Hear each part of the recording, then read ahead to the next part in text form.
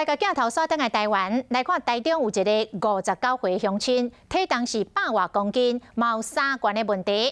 进前有一天，伊困中昼醒来，发现身躯半边是软烧烧，刷落来，差要扣一条菜瓜都无力。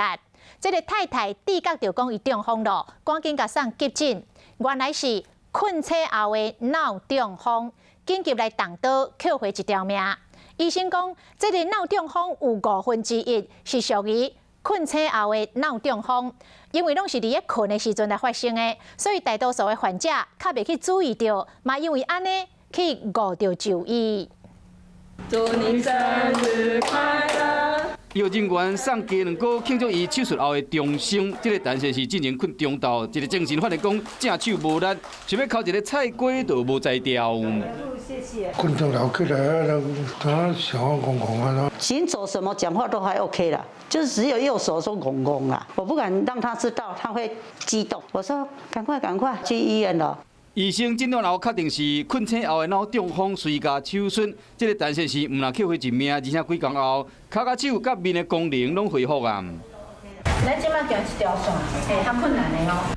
59岁这个男性是体重超过100，嘛有3悬的问题，属于脑血管疾病高风险的族群。医生讲，脑中风有1/5属于困醒后的脑中风。脑中风伫3点钟黄金抢救时间内，会使注血栓剂，因为大部分困醒后的脑中风患者无法度确定讲伊中风的时间是什么时阵。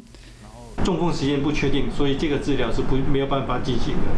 那现在呢，有这个直接动脉取栓。 卫福部伫108年的统计，个人10大死因第4名就是脑血管的疾病，高血压性的疾病死亡率嘛比进前一年升3.1%。所以讲，医生提醒乡亲，环境若热甲寒，还是情绪变化伤大，这嘛是引起脑中风的因素。预防脑中风，就要为日常生活的保健做起，好好管理家己的健康。